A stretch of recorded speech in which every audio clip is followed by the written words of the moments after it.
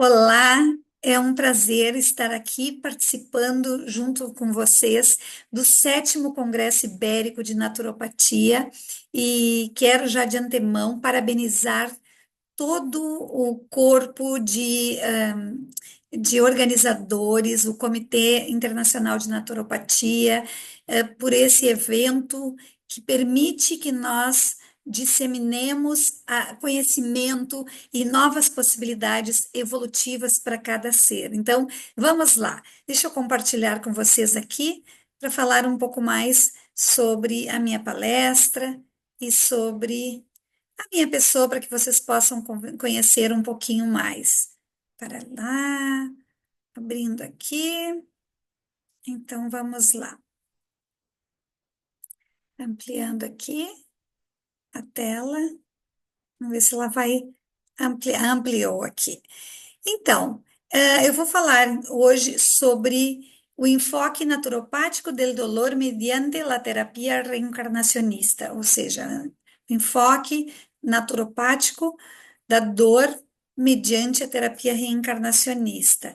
Esse é um tema extremamente importante porque aborda a dor de um outro ponto de vista, não de um ponto de vista religioso, mas espiritual.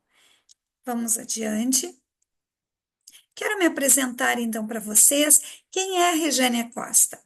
Eu sou terapeuta há mais de 25 anos, tenho formação em várias terapias, porém, atualmente, já há muito tempo, o meu enfoque principal é a terapia reencarnacionista, que é a terapia que transforma profundamente vidas e que eu tenho como propósito expandi-la mundo afora, nos 5 continentes, para que mais pessoas possam se beneficiar desta terapia que trabalha o autoconhecimento e a autorresponsabilidade. Também de formação, minha formação acadêmica é como professora, pedagoga e psicopedagoga clínica institucional. Trabalhei com famílias em escola, com famílias com situação de vulnerabilidade por 32 anos, o que me trouxe uma vasta experiência em termos de relacionamento, de existências, né, de família.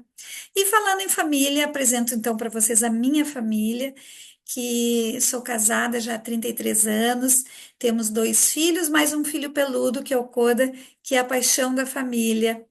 E todo esse conhecimento que eu trabalho, que eu estudo, procuro aplicar junto à minha família, no meu dia a dia, porque tenho, como todos, não sou uma pessoa que vivo só para o estudo. Tenho os desafios de conciliar trabalho, estudo, família, e o maior desafio, acho que é aplicar tudo aquilo, todo o conhecimento que a gente tem na nossa vida e na nossa família. E quem é a Rejane mais profundamente? Então, eu sou uma eterna buscadora de me compreender enquanto espírito, de expandir a minha consciência e compreender o que de fato eu vim fazer nesse plano, o que estou fazendo aqui. E é disso um pouco que, ou muito, que eu quero falar nessa palestra com vocês.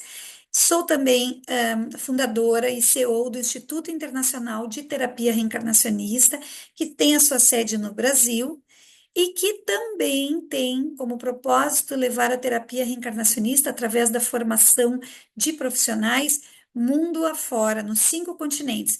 Inclusive na Europa, nós já temos turma formada em Portugal e estamos em vias de mais uma turma que está abrindo inscrições para o curso de formação em terapia reencarnacionista. E tanto o Instituto como eu somos filiados, como eu pessoalmente somos filiados à Porte, que é uma parceira fantástica do Instituto, que é quem está nos dando todo o suporte fora do Brasil, a nossa chancela internacional, e abrindo portas, inclusive, para que nós pudéssemos estar aqui, para que eu possa estar aqui hoje falando sobre o enfoque que essa terapia traz para as dores do mundo, para as dores das pessoas. Então, sou grata, muito grata à Aporte e à Abrate, que também é parceira da Aporte, que também o Instituto é parceiro da Abrate e que abre muitas possibilidades também para que nós possamos expandir esse conhecimento e auxiliar muito mais pessoas. Então, falei um pouquinho de mim, agora vocês me conhecem um bocadinho. Então, vamos ao próximo slide, falar um pouquinho sobre as dores. Quais são as dores que nós temos, não é? Nós, enquanto encarnados, enquanto pessoas, temos dores físicas, temos dores emocionais e temos dores espirituais. E será que essas dores estão tão diferentes, divergem tanto, ou será que elas derivam de um mesmo lugar, não é? Então, as dores físicas, por exemplo, é óbvio que elas podem vir de uma situação pontual, causadora de uma dor física, ou seja, um acidente, enfim, podem derivar disso. Mas as dores físicas podem derivar também de uma compreensão equivocada do espírito que está naquele determinado corpo. Mas o que que eu estou querendo dizer com isso? Bem, vocês já devem ter ouvido falar, se não ouviram, é um assunto muito rico e vale a pena estudar, que é a medicina tradicional chinesa e muitas outras vertentes também se utilizam desse conhecimento, que traz a questão de que cada órgão nosso está diretamente relacionado com um sentimento. Por exemplo, vamos pegar um exemplo aqui.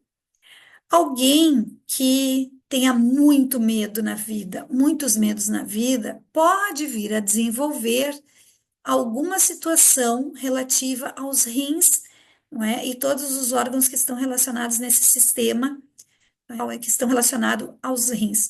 Então, por exemplo, a raiva está diretamente relacionada ao fígado. Então, um espírito, partindo dessa premissa, um espírito que está equivocado e que desenvolve esse tipo de sentimento, poderia acabar gerando uma dor física a partir de uma compreensão equivocada do espírito. Porque, na verdade, quem somos nós? Espíritos que estamos num corpo. Então, esse meu corpo aqui, que para vocês aparece como Rejane, tem um espírito que está aqui e que dá os comandos. Como que eu dou os comandos? Através da forma como eu interajo com o mundo, como eu percebo o mundo. Então, eu percebo o mundo e isso me gera um sentimento. Esse meu sentimento é comunicado à minha máquina, não é? Ao meu cérebro, que dá o comando para o meu físico, para as minhas células, para o funcionamento fisiológico do meu corpo. Então, as dores físicas também podem derivar de uma questão espiritual. E as dores emocionais, da mesma forma, porque quem é que sente uma tristeza por um relacionamento fragilizado, por uma discussão? É o corpo físico ou é o espírito que está no corpo físico?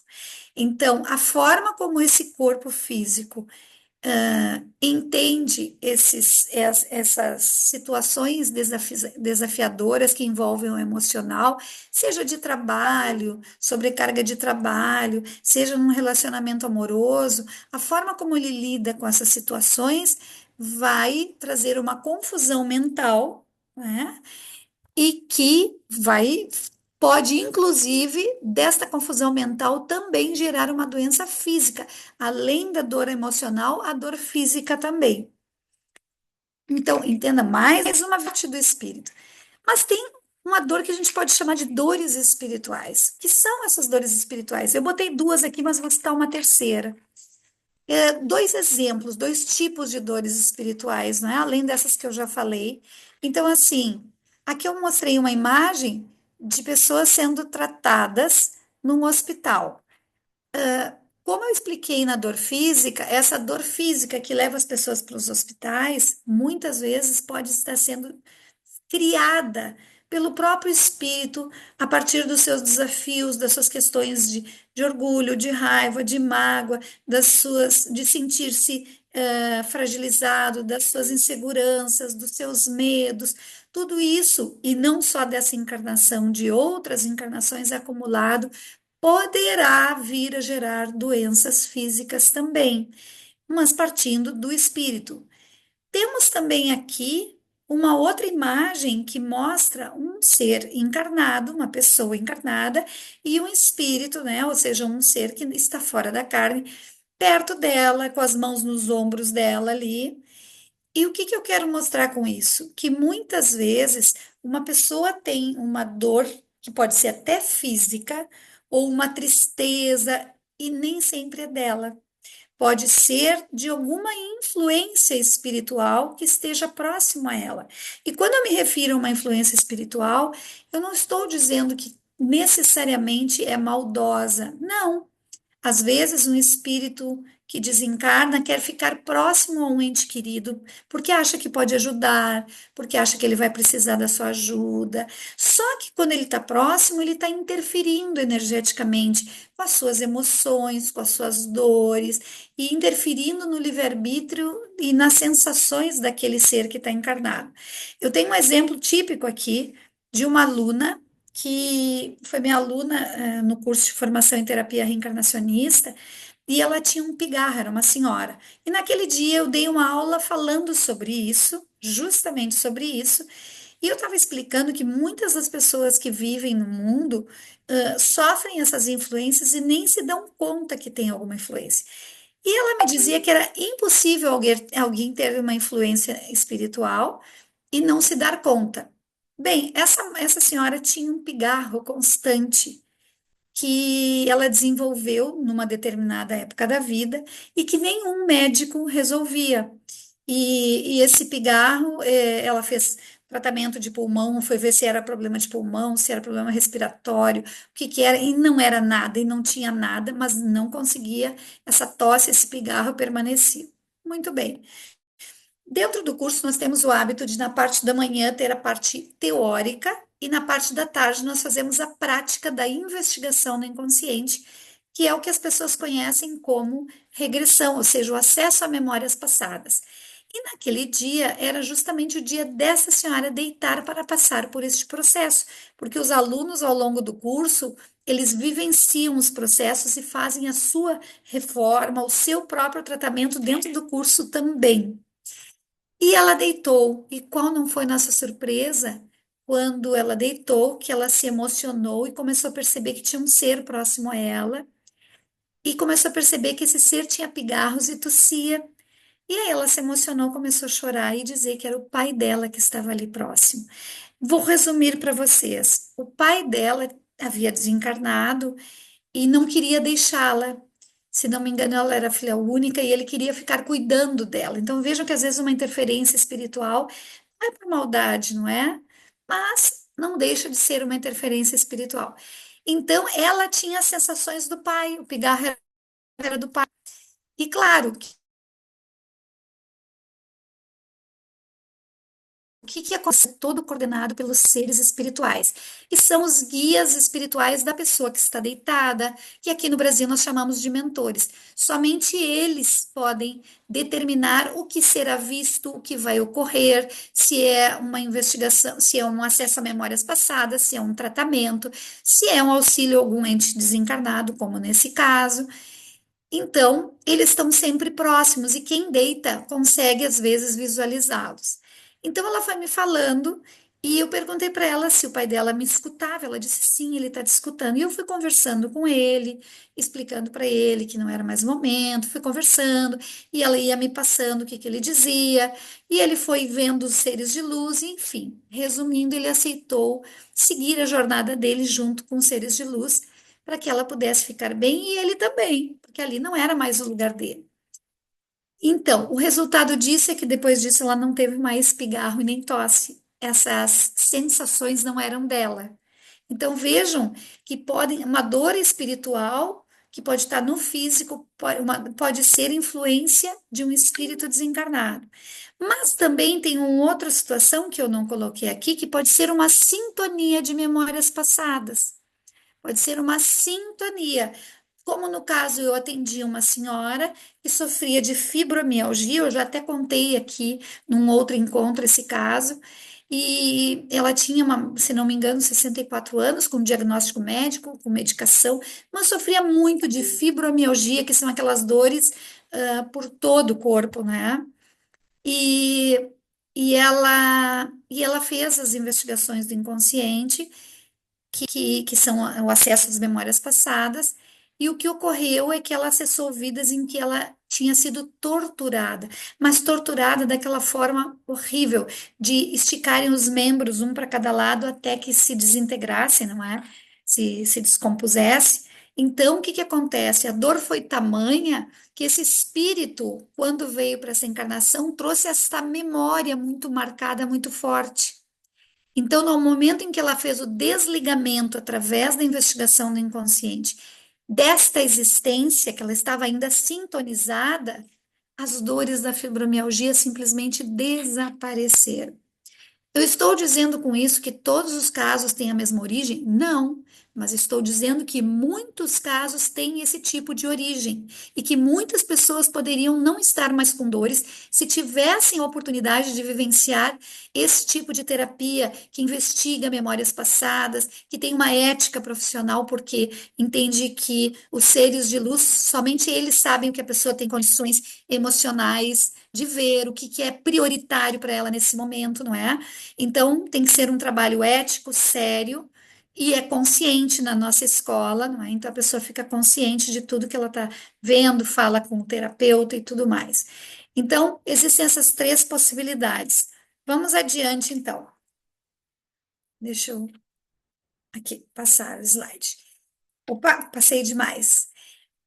Eu trouxe aqui para vocês verem um livro, A Biologia da Crença, que é um livro que foi escrito pelo Dr. Bruce Lipton, que é um cientista, é um biólogo renomado norte-americano, foi professor de uma universidade de medicina, e ele tem esse livro chamado A Biologia da Crença, que é maravilhoso, onde ele traz uma pesquisa muito importante que ele prova.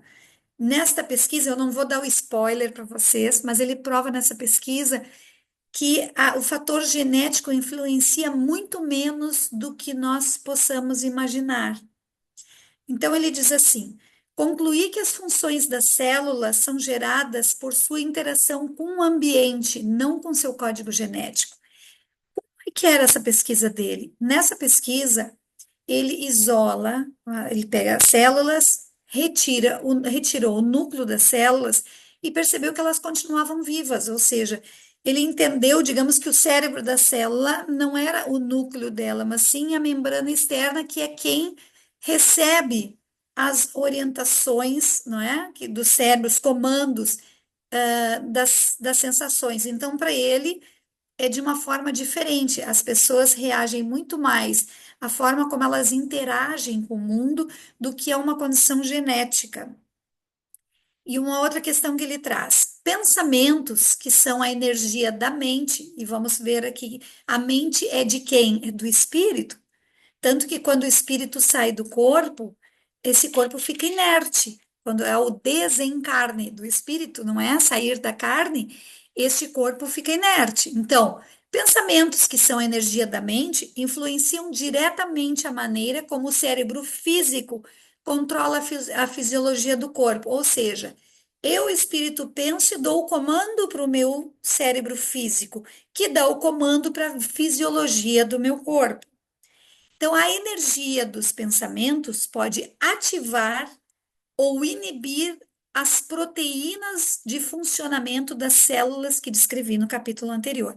Então, veja que a energia dos pensamentos vai comandar, ativando ou inibindo essas proteínas que fazem o funcionamento das células.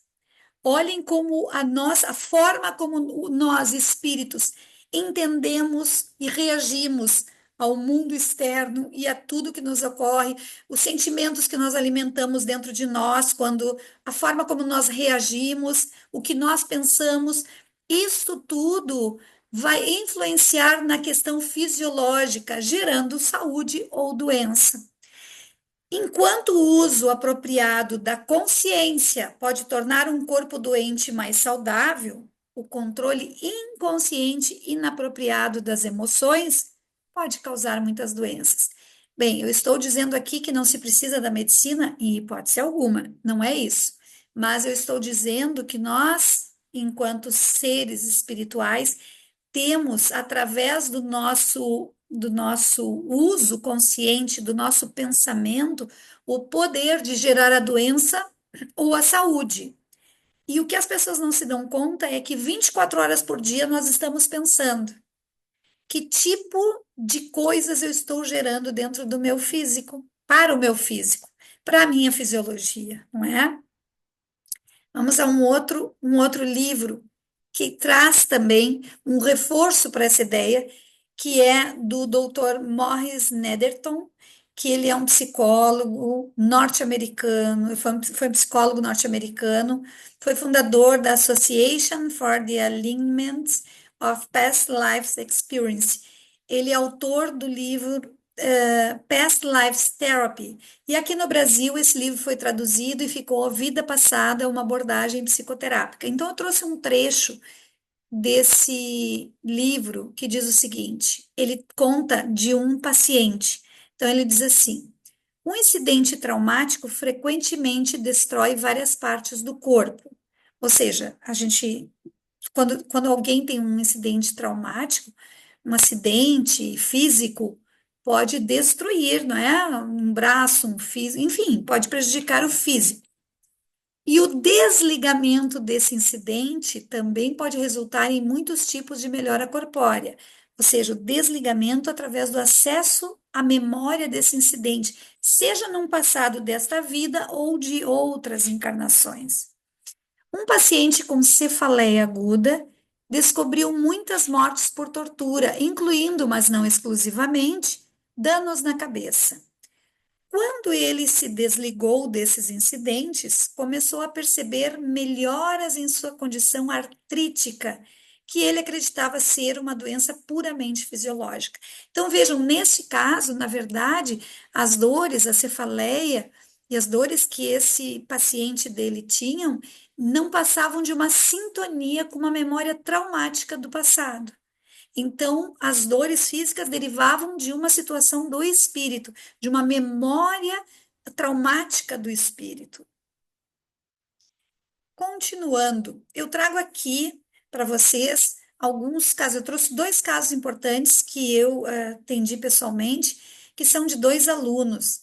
Como eu já expliquei durante o curso, os alunos vão passando também pelo processo da investigação do inconsciente e fazendo a sua reforma íntima, a sua mudança de entendimento sobre a vida, a melhora das suas características de personalidade inerentes de personalidade que já trouxe de outras vidas e que precisa modificar, que é para isso que estamos aqui. Então, esse aluno era um homem de 34 anos e ele chegou na aula com uma dor muito forte no braço e no ombro. Ele já havia ido a vários especialistas que não identificavam a origem disso, né? O que ele tinha, as dores não conseguiam eliminar. Bem, durante a aula eu percebi que ele estava se queixando de muita dor no ombro, no braço, e sugeri que ele passasse naquele dia pelo processo da investigação do inconsciente e ele aceitou, que é o que as pessoas conhecem comumente como regressão. E ele aceitou. E o que que ocorreu? Nesse processo, nós sempre fazemos um relaxamento, não é? Específico, não tem hipnose. Dentro da terapia reencarnacionista, a pessoa fica consciente, mas há um relaxamento onde ela expande a consciência e começa a acessar o que os seus guias espirituais permitem que ela acesse.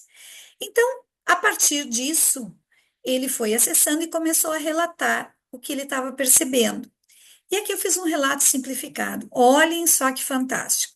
Ele relatou perceber que tinha uma mulher que se dizia apaixonada por ele desde muitas existências e que ela desejava ficar próxima dele, acompanhando ele até que pudessem ficar juntos novamente, fisicamente. Para estar com ele, ela se fixou nele como se tivesse enraizado no ombro dele, tá? Ao longo do processo, eu fui conversando com esse espírito, né, com ela, através dele. Ela me escutava, ele dizia, ela está te escutando, e eu fui conversando, fui explicando para ela que quem ama não faz sofrer. Se ela realmente amasse ele, ela precisava entender, não é? Que ele ainda tinha uma trajetória aqui. Fui fazendo todo o procedimento que a gente estuda no curso, quando acontece uma interferência energética. E nesse caso, fui falando de forma amorosa, porque não havia, né? Era um espírito que estava equivocado. Ela conseguiu perceber que tinham seres de luzes próximo dela. Então, enfim, foi feito o encaminhamento e ela aceitou seguir adiante na jornada evolutiva dela, se desconectando dele, permitindo que ele ficasse bem. E o resultado disso foi que, ao levantar-se da maca, que em Portugal chama-se marquesa, não é? Não sei na Espanha, mas quando ele levantou então da marquesa, ele relatou que não havia mais dor, que tinha desaparecido a dor. E veja, uma dor que ele já tinha consultado médicos, especialistas, feito infiltração, ele já estava prestes a agendar a cirurgia, a dor desapareceu. Ele não sentia mais a dor. Era a dor dela estar ali enraizada, não é? Vamos para o próximo, então. Opa, parei, tem um anterior aqui. Deixa eu só voltar aqui, que tem, eu pulei aqui. Aqui. Ah, tá. E na aula seguinte ele relatou também que já não sentia mais essa dor. Então vamos para o outro caso. Também uma aluna de um curso de formação de terapia reencarnacionista, em torno de 35 anos. Ela iniciou o curso como dependente de medicações para depressão. Se ela parasse com a medicação, ela entrava num processo depressivo, né, desafiador. E ao longo do curso, ela foi passando pela terapia, vivenciando as várias investigações do inconsciente e foi se desligando de situações traumáticas, de tristezas de passado. E foi também entendendo que, vejam bem, as investigações do inconsciente não servem somente para um desligamento de situações que estão sintonizadas e que está influenciando hoje, mas também para que o espírito se enxergue e entenda os padrões que ele está repetindo hoje, que ele já traz na sua personalidade desde outras encarnações. Então, além de ela desligar de situações traumáticas de passado, com tristezas profundas e com depressão, ela também entendeu que ela tinha uma forte tendência a se entregar para a tristeza e que esse era o processo que ela tinha que mudar aqui encarnada, não é? Então ela se sentia incapaz de mudar, de agir, e ela foi compreendendo os traços inerentes que ela tinha de personalidade para poder modificar a postura, o entendimento e a maneira de agir. E o que ocorreu? Qual foi o resultado disso? Hoje, esta aluna profissional formada e é muito competente, não sofre mais de depressão e nem toma mais medicação. Vejam bem, terapeutas reencarnacionistas nem dão e nem retiram medicação. E à medida em que ela foi se melhorando, ela foi conversando com o médico dela, que foi retirando a medicação. E hoje já faz bastante tempo, porque ela se formou faz muito tempo já comigo, e ela não toma mais medicação já há um bom tempo e nunca mais entrou em depressão. Ela hoje ela é uma pessoa forte, uma pessoa que compreende as suas potencialidades, tudo que ela pode fazer.